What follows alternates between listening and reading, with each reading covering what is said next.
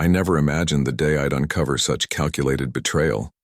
But I refused to let their lies define me or destroy what I'd built. My name is Aaron Whitfield, and I'm 34 years old.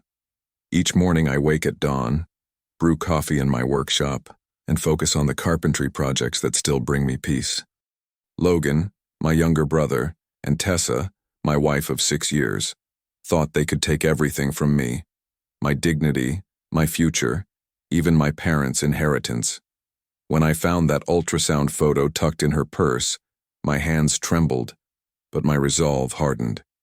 Margaret and Paul Whitfield raised me better than to collapse when faced with treachery. Some men scream and break things. I decided justice would speak louder than rage. The truth doesn't stay buried forever. Before I go any further, let me know in the comments where in the world you are watching from, and make sure to subscribe because tomorrow I will share a story you don't want to miss. But let me start from the beginning. The sun had already set when I pulled into our driveway. My truck's headlights swept across the familiar facade of our suburban home, catching Logan's beat-up Camaro parked where my spot should have been. I sat for a moment, the engine idling, and felt the ultrasound photo burning a hole in my jacket pocket. 3 days I'd carried it since finding it tucked in Tessa's purse. 3 days of watching, waiting, and calculating while they thought I remained oblivious. I killed the engine and reached for my toolbox. The house lights glowed warm against the October chill, but there was nothing welcoming about what waited inside. My boots crunched on the gravel as I made my way to the front door. "Aaron, you're late," Tessa's voice carried from the kitchen, casual as if this were any other Tuesday. Logan dropped by. We ordered pizza. Of course they had. My brother had been dropping by with increasing frequency over the past several months, always when I was delayed at a job site or picking up supplies. "Coming," I called back, setting my toolbox by the door. I removed my work jacket, carefully extracting the ultrasound from the pocket. I found them in the living room, Tessa arranging plates on the coffee table, Logan sprawled across my favorite chair, beer in hand. The fire crackled in the hearth, casting dancing shadows across their faces. "Hey, big brother," Logan said, raising his bottle in a mock toast. "Rough day building things for other people?" I ignored him. The weight of the photo felt heavy in my hand as I crossed to the center of the room. Without a word, I placed it on the coffee table, square in the middle, and stepped back. The room went still. Tessa froze, pizza slice suspended halfway to her plate. Her eyes widened as she stared at the grainy black and white image. "Tell me I'm wrong," I said quietly. Logan straightened in his chair, but the smirk never left his face. He leaned against the doorframe, watching us like we were characters in some twisted drama for his amusement. Tessa's shoulders squared defensively as she set the pizza down. "You're overreacting, Aaron. You're twisting things." "Am I?" I tapped the date printed in the corner of the ultrasound. 12 weeks, Tessa. 12 weeks when I was in Denver for that restoration project. Explain the dates. Her fingers twisted nervously in her lap. You know how stressful things have been. The doctor said stress doesn't create a child," I cut in, keeping my voice level despite the thunder in my chest. "Especially not when I haven't touched you in months." Logan snorted from his position by the door. He's always been dramatic. Can't take a joke, can't take life. I turned to face him, the calm in my voice surprising even me. "This isn't a joke. This is proof." Tessa stood suddenly, arms folded tight across her chest. "You don't get to accuse me like some criminal. You're supposed to trust me." "Then tell me it isn't his," I challenged, eyes never leaving her face. In that moment, her gaze flickered toward Logan, just for a half second, but it was enough. That tiny hesitation cut deeper than any knife could have. Logan stepped forward, that infuriating smirk still plastered across his face. "Man, you're embarrassing yourself. You work too much, you ignore her. Don't pin this on us. You were asleep at the wheel." I rose slowly to my feet. "You don't get to blame me for your betrayal. You walked into my house and stole from me." "Stole?" He scoffed, shaking his head. "You think she's property? She came to me because you can't handle being a real husband." "Funny," I said, feeling ice replace the blood in my veins. "I handled being her husband just fine until you wormed in. All you've ever handled is excuses." Tessa's composure finally cracked. Tears spilled down her cheeks as she reached toward me. I didn't want you to find out like this. Don't spin this back on me, I said coldly. You two built this lie together. You can live in it together.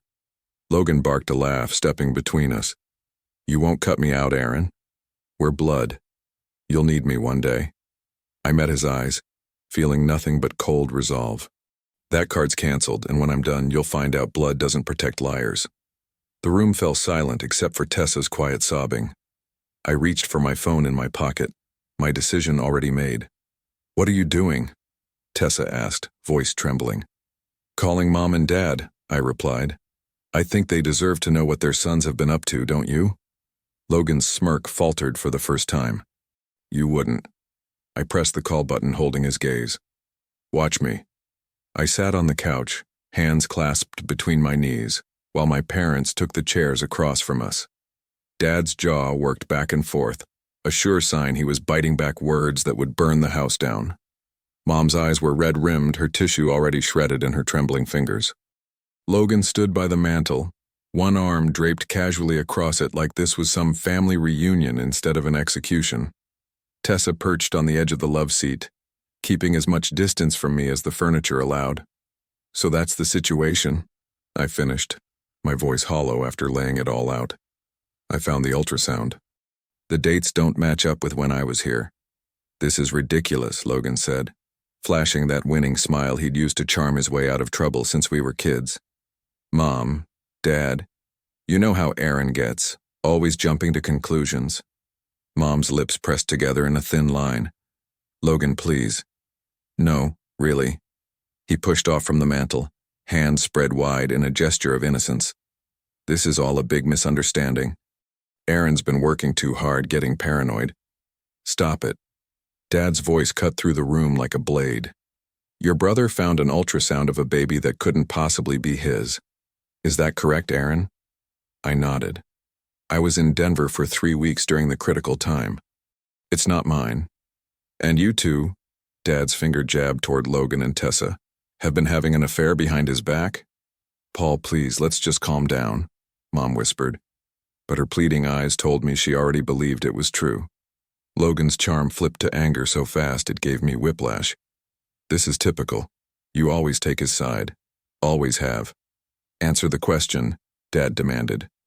Nothing is confirmed yet, Tessa cut in quickly, voice shaking. The baby, we don't know for certain. She faltered under my stare. Tell them the truth, I said, my voice low and cold. Tell them what you told me when I showed you the ultrasound. Tears welled in her eyes. I made a mistake. We made a mistake. Mom let out a soft sound like she'd been punched, fresh tears streaming down her face. How could you do this? To your own brother? To our family? Logan scoffed, kicking at the edge of the coffee table. Family? Please. Aaron was always the golden boy, the responsible one, the one who matters. That's because he acts like a man, not a selfish child, Dad roared, rising to his feet. His face had turned a dangerous shade of red. You've pulled a lot of stunts over the years, Logan, but this... He shook his head, words failing him. This destroys everything, Mom finished, her voice breaking. Nothing's destroyed, Logan argued, his face twisting with frustration. People have affairs all the time. Babies are born. Life goes on. Dad slammed his fist on the table so hard the lamp jumped. Not in this family. Not with my sons. Aaron, Tessa said, suddenly turning to me with desperate eyes. We could work through this. You could forgive me. We could raise the baby together. No. The word came out flat and final. That will never happen. You're making a bigger deal of this than... Logan started, but Dad cut him off. You're finished, Logan, he said, each word like ice. You hear me? Finished. Logan's face darkened. You can't cut me out. I'm your son. A son who betrayed his own brother in the worst possible way. Dad's voice dropped dangerously low. A son who destroyed his family without a second thought. I stood up, feeling a strange calm settle over me. I want you both out of my house. Now. Aaron, please, Tessa sobbed, reaching for me. I stepped back from her touch. "Get your things and go. I don't care where." "You'll regret this," Logan snarled, all pretense of charm gone. "You think you've got it all figured out, but you haven't seen anything yet. Get out." My voice had hardened into something I barely recognized. Tessa ran from the room in tears, heading upstairs to grab whatever she could carry. Logan stormed toward the door, pausing only to jab a finger in my direction. "This isn't over," he spat before slamming the door hard enough to rattle the windows. The house fell into a heavy silence, broken only by Mom's quiet sobs. I sank back onto the couch, staring at the ultrasound still lying on the coffee table, the tiny gray blur that had shattered everything. Mom's hand found my shoulder, squeezing gently. "I'm so sorry, Aaron." Dad stood by the window, watching Logan's car peel out of the driveway, tires screeching against the pavement. His shoulders were rigid with fury. "He is no son of mine," he muttered, the words falling like stones in the quiet room. I nodded slowly, reality settling around me like a heavy cloak. This wasn't a fight we could patch up over Sunday dinner. This wasn't a temporary rift. This was a canyon splitting our family apart, and I knew with cold certainty that I would need more than words to end this properly. I would need proof. I would need the law. I didn't sleep that night. Not really. I lay awake watching shadows crawl across the ceiling, feeling the emptiness of the bed beside me. The house seemed too quiet, like it was holding its breath. Morning came with weak sunlight filtering through the blinds. I showered, dressed, and made coffee on autopilot. The routine felt like putting on someone else's clothes, familiar movements that suddenly didn't fit right. "Evidence," I muttered to myself, staring into my coffee mug. "I need evidence." With Tessa gone, I could finally search without interruption. I started in our bedroom, methodically going through drawers and closets. Nothing incriminating, just the hollow spaces where her things had been. Then I remembered her old tablet, the one she'd replaced last Christmas but kept for recipes. She'd never bothered to password protect it, claiming she had nothing to hide. I found it tucked in the spare room's desk drawer. The battery was low but still had charge. I scrolled through apps, checking messages and emails. Nothing at first. Then I opened the voice memo app, expecting cooking notes or shopping lists. What I found instead made my stomach drop. "Need to get our story straight," Logan's voice said, unmistakable even through the tinny speaker. "If Aaron catches on, just say you were lonely. Don't admit anything directly." "He won't believe that," Tessa's voice replied, sounding stressed. "He'll believe what he wants to believe. Just stick to being vague. Once Mom and Dad are gone, we'll be set anyway. That inheritance is the endgame here." My hand tightened around the tablet. There it was, the calculated betrayal laid bare. Not just an affair, but a scheme. A plan that involved my parents' money. I quickly connected the tablet to my laptop and copied the file to a secure drive. My hands were steady even as rage burned through me. The cold, practical part of my brain had taken over, the part that measured twice and cut once on every job site. Next, I pulled up our bank statements. For months, Tessa had complained about struggling with bills despite our comfortable income. Now I understood why. Regular transfers from Logan's account to hers, small enough to seem insignificant but consistent. Money changing hands while they plotted behind my back. I printed everything, organized it in a folder, and reached for my phone. The contact had been in my address book for years. Rita Sandoval, attorney at law. Dad had used her services when selling his business. She specialized in family law now. "Aaron Whitfield," she said when she picked up. "It's been a while. I need your help, Rita. It's complicated. Come to my office, 2 o'clock.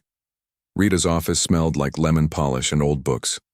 She sat behind her desk, a small woman with sharp eyes that missed nothing. I explained everything. The affair, the pregnancy, the voice recording, the money transfers. She didn't react with shock or sympathy. Instead, she nodded and took notes. "Most people think divorce is about dramatic courtroom showdowns," she said, tapping her pen against the legal pad. "It's not. It's about boring, steady paperwork, documentation, evidence collected methodically." She looked up at me. "Boring wins, Aaron." "Then let's be boring," I replied. By 4 o'clock that afternoon, I'd filed for divorce. The paperwork felt heavy in my hands, the weight of a marriage ending in black and white. Rita had explained the process clearly: the petition, the waiting period, the eventual hearing, and the paternity test that would nail down the final proof. When I pulled into my driveway that evening, Tessa was sitting on the porch steps. Her eyes were red-rimmed, her hair pulled back in a messy ponytail. She stood as I approached. "Aaron," she said, voice cracking. "Please, can we talk?" I stopped a few feet away. "There's nothing to talk about." "There is," she insisted, taking a step closer. "The baby. It could still be yours. We should at least consider—" "I filed for divorce today," I cut her off. "And I'm ordering a paternity test." Her face crumpled. "You don't need to do this. We made a mistake, but we can fix it." "We? Or you and Logan?" I asked, my voice cold and steady. The rumble of an engine interrupted us as Logan's car pulled up to the curb. He got out, sauntering toward us with that familiar smirk. "Spending money on lawyers already?" he called out. "That's a waste, bro. We could work this out like family." I turned to face him. Every receipt, every text, every recorded conversation, it all matters now. That's how this works. His smirk faltered slightly. "What are you talking about?" "You'll find out," I said, moving past Tessa to the front door. I unlocked it and stepped inside, then turned to look at them both standing in my yard, the two people I'd trusted most. "Aaron, please," Tessa began. I closed the door in their faces, the lock clicking into place with finality. "Boring persistence," I whispered to myself in the empty hallway. "That's what's going to bury you both." A week later, I stood in the courthouse hallway beside Rita. Her navy suit and neat portfolio made her look like the consummate professional she was. Me? I felt like an imposter in my best clothes, the ones I normally wore to bid on construction contracts. My hands kept fidgeting with my tie. "Stop adjusting it," Rita murmured. "You look fine." "Remember what we discussed? Short answers, no emotional outbursts." I nodded, but before I could respond, I caught sight of Tessa walking toward us. Her heels clicked sharply against the marble floor. She'd dressed for effect in a modest blue dress that made her look smaller, more vulnerable. But her eyes told a different story. They flashed with anger. "Aaron," she said, stopping a few feet away. "This is ridiculous. You're humiliating yourself with this." Rita touched my arm lightly, our signal to let her handle things, but I shook my head slightly. I needed to face this myself. "The test will tell us what we need to know," I said evenly. Tessa stepped closer, lowering her voice. "You really want everyone to know our personal business?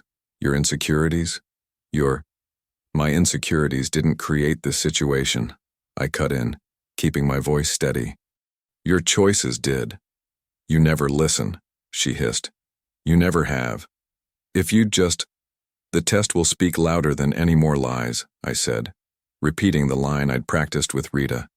"That's all I have to say." Her face flushed. "This is exactly why I—" She caught herself, but not before I saw the flash of guilt cross her face. The elevator doors dinged open behind us, and Logan strolled out. I hadn't expected him to show. He wasn't required to be here for this hearing. He wore jeans and a button-down shirt, casual as though he were dropping by a bar rather than a courtroom. "Well, look at Big Brother, bringing family business to court," he drawled, loud enough for everyone in the hallway to hear. "Always were a stickler for rules, weren't you, Aaron?" I felt my jaw tighten but kept my expression neutral. Logan thrived on reactions. Every job site had guys like him, the ones who prodded and poked until they got the explosion they wanted. "We should head in," Rita said, checking her watch. "The judge will be ready soon." Logan stepped in front of us, blocking our path. "What's the matter, Aaron? Cat got your tongue? Or are you just hiding behind your lawyer now?" I met his eyes directly. "The test will speak for itself." He laughed, but it didn't reach his eyes. "You know what's funny? You think this is about facts and evidence, it's about family, and you're tearing it apart because you can't handle being second best." The old barb, one he'd used since childhood, always aimed at the same tender spot, but it didn't land like it used to. "We need to go in," I said, moving past him. Inside the courtroom, everything proceeded with the business-like efficiency Rita had prepared me for. The judge, a no-nonsense woman in her 60s, reviewed our petition. "The court grants the request for paternity testing," she announced after brief statements from both attorneys. "Testing to be completed within 7 days, results filed with the court. We'll reconvene when the results are available." She set a date 3 weeks out and adjourned. It was over in less than 15 minutes. Tessa hurried out without looking at me. As Rita and I walked to the parking lot, she reviewed our next steps. I nodded along, relieved that the first hurdle was cleared. "Call me when you get the testing appointment," she said, heading to her car. "And Aaron, you did well in there. Steady wins the race." I watched her drive away, then headed to my truck. I just unlocked the door when I heard footsteps behind me. "Aaron?" Logan's voice. "Hold up a minute." I turned slowly, my hand sliding into my pocket where my phone sat. One swipe and the recording app was running. "What do you want, Logan?" He glanced around the parking lot, then stepped closer. "Look, this doesn't have to be so complicated. We both know how this is going to play out." "Do we?" "Yeah," he said, lowering his voice. "The test will confirm what we already know. But dragging this through court? Lawyers? That's just burning money we could all use." I said nothing, just waited. 50,000, he said finally. "That's what it would take to make things easier. You've got savings. I know you do. 50K and I make sure Tessa backs off on her claims." My finger pressed the volume button through my pocket, making sure the recording was clear. "You're asking me to pay you for sleeping with my wife?" I kept my voice neutral, making sure to capture his response. Logan shrugged. "I'm offering you a shortcut. 50 grand now saves you what? Twice that in legal fees? And keeps family business private." I stared at him, wondering how we could possibly share the same blood. "No." His expression hardened. "You're making a mistake." "Wouldn't be the first time you thought so," I replied. He jabbed a finger at my chest. "This isn't going to end well for you. You think you're so damn righteous, but you're just prolonging the inevitable." I stepped back. "Goodbye, Logan." He spat on the ground near my feet, then turned and stalked to his car. I stood motionless, watching his taillights disappear from the parking lot, my hand still gripping my phone in my pocket. Another piece of evidence. Another brick in the wall I was building. Slow, methodical, undeniable. 7 days crawled by like they had sandpaper edges. I threw myself into work, grateful for the mindless rhythm of hammer and nail. My hands stayed busy while my mind circled the same thoughts like a dog chasing its tail. When Rita called and asked me to come to her office for the results, my stomach dropped even though I already knew what they'd say. The lab envelope sat unopened on Rita's desk when I arrived. She gestured to the chair across from her. "Do you want to open it or should I?" she asked. "You do it," I said. My hands felt too heavy to move. Rita sliced the envelope open with a letter opener and unfolded the paper inside. Her eyes moved across the page, face professionally neutral. "As expected," she said, sliding the paper toward me. "You are excluded as the biological father." The words blurred on the page. "The alleged father, Aaron Whitfield, is excluded as the biological father of the unborn child." I remember how my 4th grade teacher once took us to a museum where I saw this ancient mummy. All dried up, wrapped tight, preserved. That's how I felt reading those results. Like something vital had been pulled out, leaving just the shell. "This is good news for our case," Rita said, breaking into my thoughts. "It closes off Tessa's strongest defense." I nodded, folding the paper carefully. "What's next?" "We file these with the court, continue building our case. The voice memo you mentioned. Do you have it with you?" I pulled out my phone and played the recording I'd found on Tessa's tablet. Logan's voice filled the office. "Just keep denying it. Act confused if he brings up dates. Say you've been stressed, that's why you're emotional. The main thing is, don't admit anything concrete until we figure out how much we can get." Rita's eyebrows rose slightly as she listened. When it ended, I showed her the bank records. 8 transfers from Logan to Tessa over 4 months, each labeled bills or groceries. "And these were during periods when she told you she was struggling financially?" Rita asked. "Yes. She said her hours got cut at work. I gave her extra money those months too." A faint smile touched Rita's lips. "The pieces are falling into place, Aaron. People like your brother and Tessa, They always think they're smarter than everyone else, but the paper trail never lies. I drove home with the test results tucked in my jacket pocket. The house felt emptier than usual, like it knew what had happened.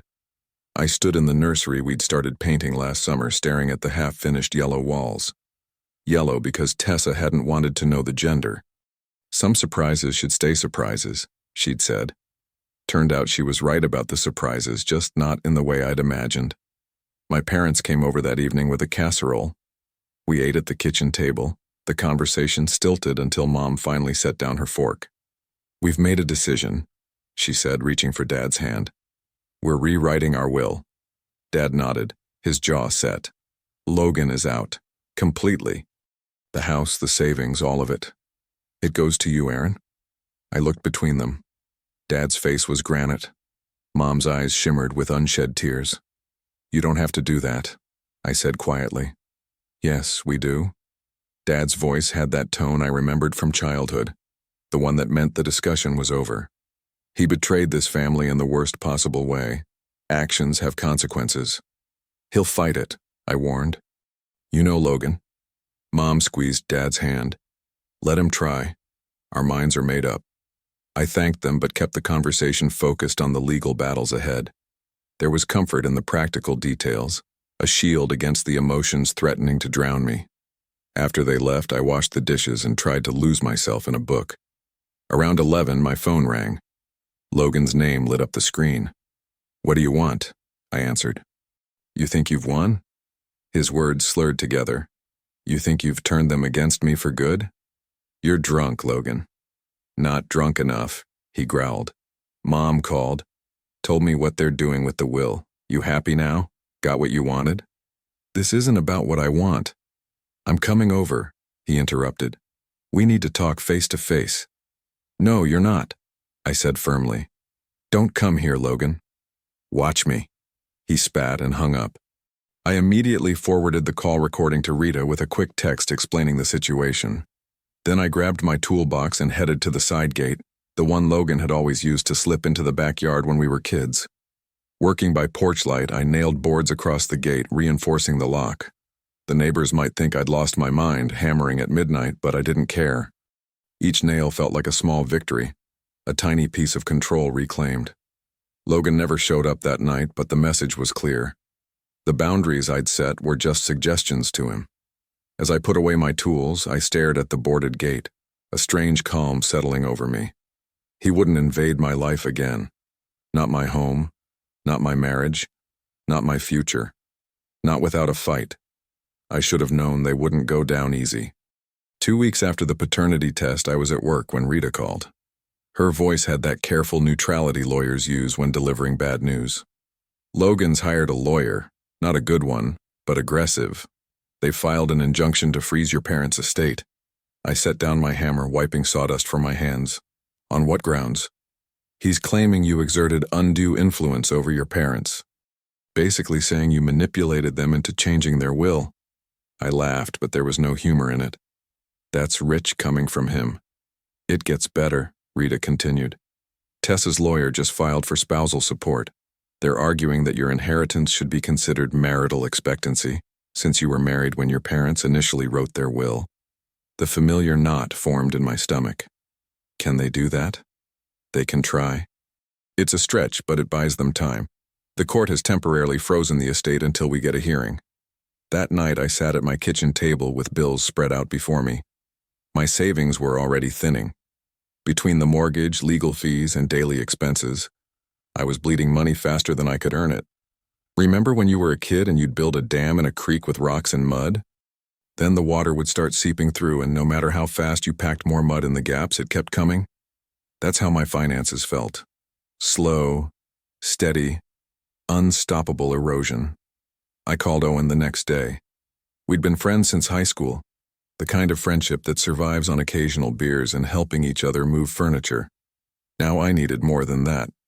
"Hey man, you still have that spare room?" There was no hesitation in his voice. "It's yours as long as you need it." I moved in 3 days later, bringing only what would fit in my truck, clothes, tools, and a box of family photos I couldn't bear to leave behind. The house went on the market, another piece of my old life dismantled. Owen's spare room was small but clean. A twin bed, a nightstand, and a dresser with one drawer that stuck. At night, I could hear the pipes creak and the refrigerator hum. Different sounds than my house. Temporary sounds. "You can stay as long as you need," Owen said again as he helped me carry in the last box. No rush, no pressure. I nodded, grateful beyond words. "I'll pay what I can. We'll figure it out," he said. And that was that. Every evening after work, I'd call Rita for updates. She was methodical, reassuring. "Boring paperwork wins," she reminded me. "Their lawyer is throwing everything at the wall to see what sticks. It's dramatic, but drama doesn't impress judges." "How long?" I asked. 2 months until the hearing, maybe 3. I thought about my bank account. 2 months seemed like an eternity. That night, my phone buzzed with a text. Logan had sent a message to the wrong person, a text meant for Tessa, but accidentally sent to our family group chat that no one had used in months. "Judge froze everything. You should see Aaron's face when he realizes he's broke. Crushing his smug face is worth every penny of lawyer fees." Before I could respond, he sent another message. "Shit, wrong chat. Ignore that." Then, a minute later, "Actually, don't ignore it. I meant every word." I saved the screenshots, added them to my growing file of evidence, then blocked his number. The worst part wasn't the money. It wasn't even living in someone else's house at 34. It was the waiting. The grinding, endless waiting while they tried to tear down what little I had left. One night, I found a photo of us, Logan and me, from a camping trip when we were teenagers. His arm was slung around my shoulders, both of us grinning like we shared the world's best secret. I stared at it for a long time, trying to reconcile that boy with the man who was trying to destroy me. What happens to a person that makes them capable of such betrayal? Was it always there, waiting beneath the surface? I didn't have answers. Just a growing folder of evidence and a dwindling bank account. 3 weeks into my stay at Owen's, I got another text. This one from Tessa. "The baby kicked today. I thought you should know." I didn't respond. There was nothing to say. That night, I lay awake in Owen's spare room, staring at the unfamiliar ceiling. The digital clock on the nightstand read 3:17 a.m. The house was quiet except for the occasional car passing on the street outside. In the darkness, I made myself a promise. This chaos, the betrayal, the legal battles, the financial strain, none of it would break me. I had lost my wife, my brother, my home, but I wouldn't lose myself. Boring wins in the end. Steady wins in the end. And I could be both boring and steady for as long as it took. The final hearing arrived on a Monday morning, cold and clear. I straightened my tie in Owen's bathroom mirror and tried to ignore the knot in my stomach.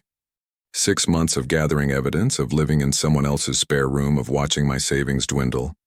It all came down to today. "You ready?" Owen asked, leaning against the doorframe. "As I'll ever be." He clapped me on the shoulder. "You got this, man." The courthouse steps were slick with morning dew as I climbed them, briefcase in hand. Rita waited for me at the top, immaculate in her charcoal suit, not a hair out of place. "Remember what I told you," she said quietly. "Stay calm, no matter what they say. Let the evidence speak." I nodded, throat tight. "Boring wins. Boring wins," she agreed with a faint smile. The courtroom was already crowded when we entered. Family law cases typically didn't draw spectators, but word had gotten around about the Whitfield family drama. I spotted a few neighbors, some family friends, even a couple of my parents' church acquaintances. My mother and father sat in the front row, backs straight, faces grim. Across the aisle, Tessa fidgeted in her seat, hands fluttering around her obviously pregnant belly. 7 months along now. Her lawyer, a young guy with slicked back hair and an ill-fitting suit, shuffled papers frantically. Logan sat beside her, one leg bouncing rapidly, fingers drumming on the table. When he caught me looking, his lips curled into something between a sneer and a smile. I looked away. "All rise," the bailiff called. Judge Carmichael entered, a stern-faced woman in her 60s with reading glasses perched on the end of her nose. She surveyed the room briefly, then nodded. "Be seated." The proceedings began with the usual formalities. Case numbers, introductions, summaries of previous hearings. I barely heard any of it, focused instead on keeping my breathing steady. Rita's hand brushed my arm once, a silent reminder to stay present. "Ms. Sandoval," the judge finally said, "you may present your evidence." Rita stood smooth and confident. "Your Honor, this case involves both a divorce filing and a dispute over inheritance rights. We'll start with the foundational issue, the paternity of the child Mrs. Whitfield is carrying." She placed the test results on the evidence table. "As these certified results show, my client is excluded as the father with 99.9% certainty." The judge examined the documents, her expression unchanged. "Noted. Furthermore," Rita continued, "we have evidence of an ongoing affair between the respondent, Tessa Whitfield, and the intervener, Logan Whitfield, the plaintiff's brother." Bank statements appeared next. Transfers from Logan to Tessa, dating back nearly a year. Text messages, meeting times. I watched Tessa's face crumple slightly, her lawyer whispering urgently in her ear. Logan's jaw tightened, but he kept that smirk fixed in place.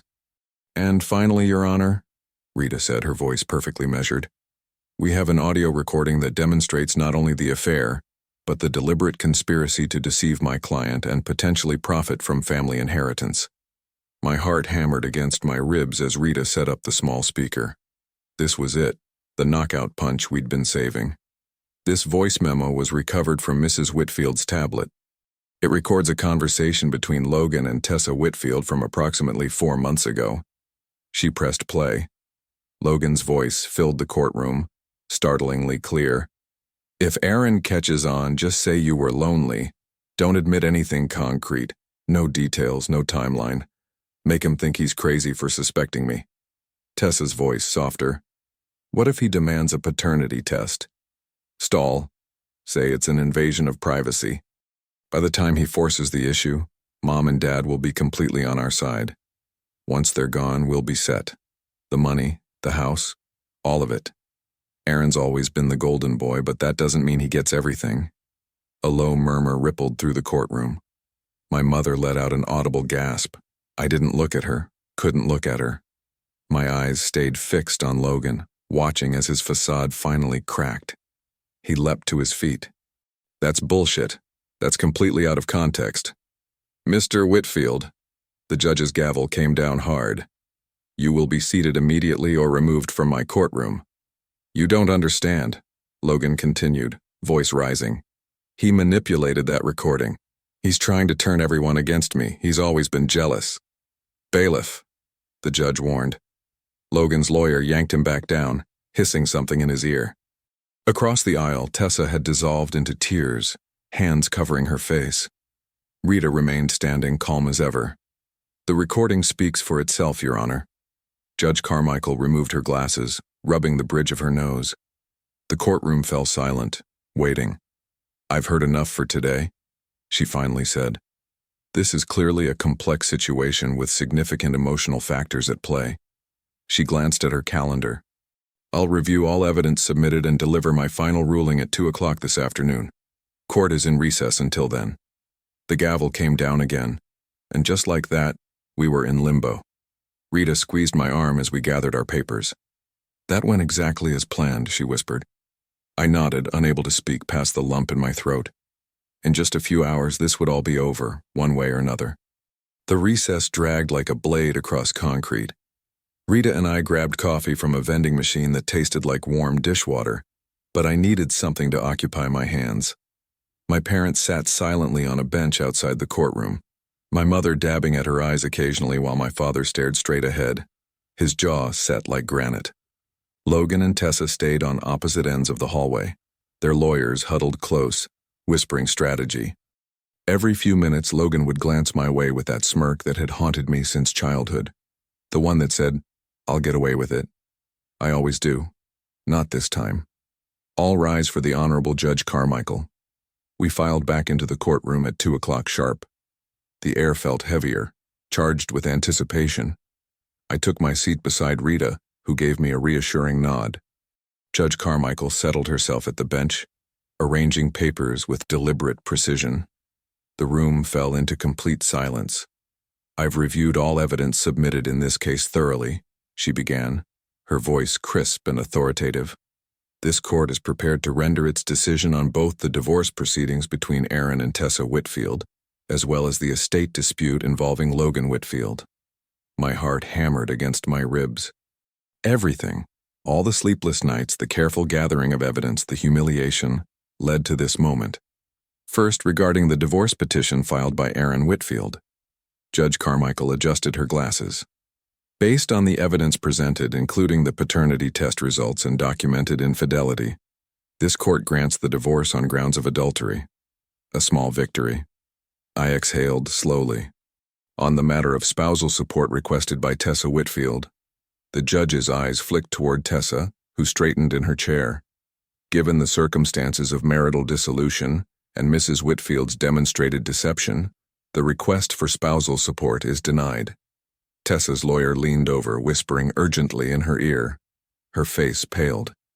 Regarding the child, Judge Carmichael continued, paternity has been conclusively established. Logan Whitfield is declared the biological father. Custody will be assigned jointly to Tessa Whitfield and Logan Whitfield, with appropriate child support arrangements to be determined in family court. Logan nodded smugly, as if he'd just been awarded a prize instead of responsibility. The judge paused, taking a sip of water. The real battleground, the inheritance, still loomed. Finally, regarding the dispute over the Whitfield family estate, valued at approximately $2 million. The courtroom seemed to hold its collective breath. Logan leaned forward, hands gripping the table in anticipation. The court finds the injunction filed by Logan Whitfield to be without merit. The evidence clearly demonstrates that Margaret and Paul Whitfield were of sound mind when modifying their will, and were not subject to undue influence. Logan's lawyer frantically flipped through papers. I felt a flicker of hope. Furthermore, Judge Carmichael continued, her voice hardening slightly, the recorded conversation entered into evidence reveals a disturbing pattern of deception and conspiracy that this court cannot ignore. She looked directly at Logan now, her expression stern. Based on all evidence presented, this court dismisses the estate dispute and upholds the validity of the final will executed by Margaret and Paul Whitfield. The judge set down her papers with finality. The entire inheritance of $2 million is awarded to Aaron Whitfield as stipulated in said will. For a moment, the words didn't register. Then Rita squeezed my arm, and reality crashed down. We'd won. Completely. Tessa gasped loudly, hand flying to her mouth. Across the aisle, Logan's face contorted with rage. That's impossible, he shouted, slamming his fists on the table. He manipulated them. He stole everything from me. Mr. Whitfield, Judge Carmichael's voice cut through his outburst. Control yourself or be held in contempt. This is bullshit, Logan continued, half rising from his chair. That's my inheritance too. The judge's gavel came down hard. You forfeited your claim the moment you betrayed your family, Mr. Whitfield. Your own words, recorded on that memo, make your intentions perfectly clear. Logan's lawyer grabbed his arm, trying to restrain him, but Logan shook him off. Court is adjourned, Judge Carmichael declared firmly. The gavel fell one final time, echoing through the room like thunder. I stood slowly, my legs unsteady beneath me. It was over. Really over. Aaron, Logan shouted as I turned to leave. You think this is justice? You've ruined everything. I didn't turn back. His voice followed me down the aisle, growing more desperate. You'll regret this, you hear me? This isn't over. Behind me, I heard Tessa collapse into her chair, a sob breaking from her throat. I kept walking, one foot in front of the other, toward the courtroom doors, toward whatever came next. I moved back into my house on a Saturday morning, 3 weeks after the court's decision. The locks had been changed, the side gate reinforced. A clean break, a fresh start. The first thing I did was open all the windows, let the spring breeze push through rooms that had been closed up too long. Tessa's things were gone. She'd taken them while I stayed at Owen's place. It was better that way. I didn't need to see her packing up, didn't need another confrontation. Place looks empty, Owen said, setting down the last box from his truck. Not for long, I replied. I've got plans. Those plans started with the garage workshop. I spent that first weekend cutting maple boards, planning and measuring. Woodworking had always been my therapy. The precise measurements, the smell of fresh sawdust, the satisfaction of joints fitting perfectly together. I needed that meditation now more than ever. For 10 days straight, I came home from work and headed straight to the garage, sanding the wood until it was smooth as silk, fitting the legs with mortise and tenon joints, finishing with oil that brought out the golden warmth of the maple. No shortcuts, no rushing. When the table was done, I carried it inside and set it in the kitchen nook where sunlight poured in during the morning hours. A symbol of what I could build with my own hands, something new from raw materials. I remember the first morning I sat there, coffee steam rising in the sunlight. The inheritance from my parents sat mostly untouched in accounts Rita had helped me set up. $2 million, security I never expected, protection against whatever came next. I'd used some to pay off the house completely. The rest would wait until I had clearer plans. The quiet felt sacred. No arguments, no tension, no walking on eggshells. Just the occasional birdsong outside and the tick of the wall clock my father had given me years ago. I saw them about a month after the court date. Hadn't planned to, but small towns make avoidance impossible. The three of them were coming out of the grocery store as I was going in. Logan pushing a stroller, Tessa trailing behind with a single bag. Even from a distance, I could see the exhaustion etched on their faces. Logan spotted me first. His shoulders tensed, but he didn't approach, just stared as I walked past. The baby, a little boy I gathered, was fussing in the stroller. Tessa looked like she hadn't slept in days. Dark circles under her eyes, hair hastily pulled back. "You happy now?" Logan called after me, but his voice lacked the old fire. He sounded beaten. I didn't answer, didn't need to. Later that week I heard from Owen that they'd moved into a one-bedroom apartment on the edge of town. Logan had picked up shifts at the warehouse while Tessa watched the baby. Neighbors complained about their shouting matches. Logan blamed Tessa for losing the inheritance. Tessa blamed Logan for destroying the family. The baby cried through the nights. "They're miserable," Owen said. "Made their own hell." I nodded, but felt no satisfaction in their suffering, no joy in their collapse. That surprised me. I'd expected to feel vindicated, triumphant. Instead, I just felt free. The anger that had fueled me for months had burned itself out, leaving only calm in its wake. Here's what I've learned. I don't need to hate them. I don't need to wish them ill. Their lives are the consequence they earned, the natural result of betrayal built on lies. My revenge wasn't in their suffering. It was in my refusal to be destroyed by what they did.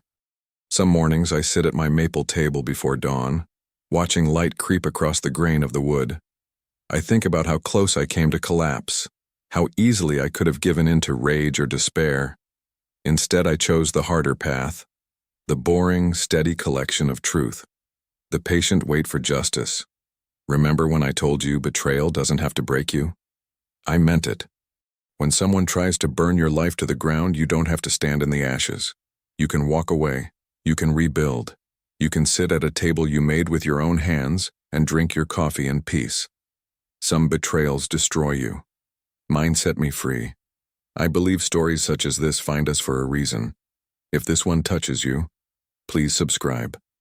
I share a new one every day. In the meantime, there are 2 stories on the screen that are even better.